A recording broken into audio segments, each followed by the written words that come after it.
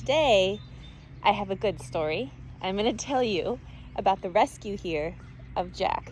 He is very beat up, but it's a story with a happy ending. So here we go. Yesterday morning, I came outside to do breakfast rounds. And if you watched episode 1, you would know why I made a joke to Axe Root and said, "You didn't kill any of my birds, did you?" He did not. He did not do this duck harm.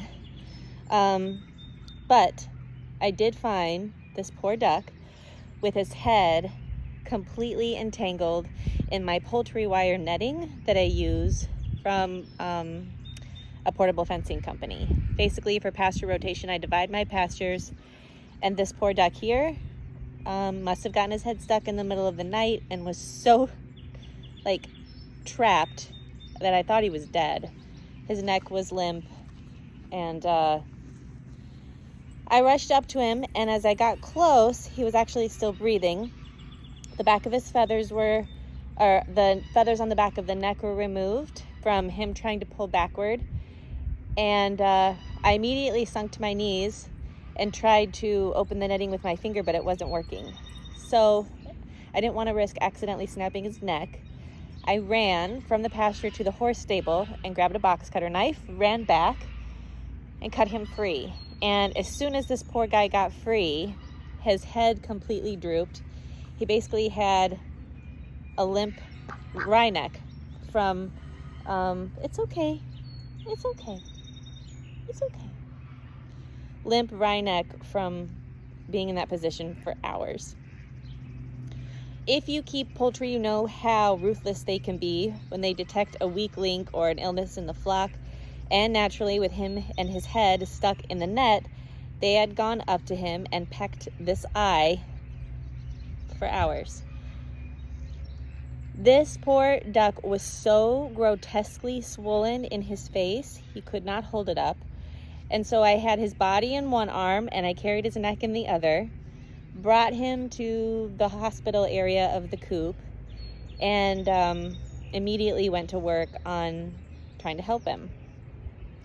His neck is still very limp, but he can lift it again, which is a good sign, though he seems to be having some wry neck spasming, and based on for the length of time that he must have been in that fence, I'm not too worried about it. I have a great relationship with my vet. He's got vitamins. This is not an ad.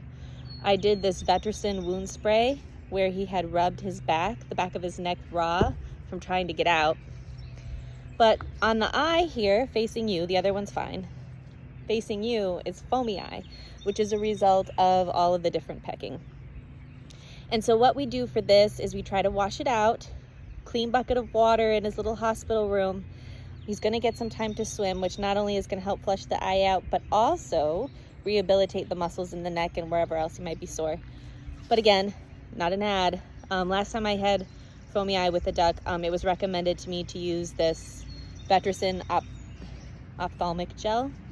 It's antibacterial. And so I'm just going to help my friend, and I thought that I would show you in the event you have something similar. So I have some clean, sterile gauze here. It's all right. And we're just going to very gently wipe off some of the yuck. It's probably really itchy. Is it itchy? Okay. And then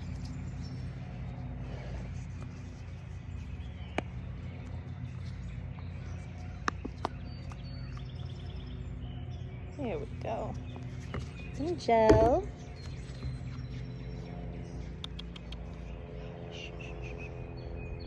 And just put that on the eye. And my friend is going to get all better and be back to normal in no time. Aren't you? It's going to be great. You want to show everyone your good eye so you don't look as beat up. Okay. There. So that's my story from today. Maybe a little wisdom shared. Thanks for tuning in. Have a good day.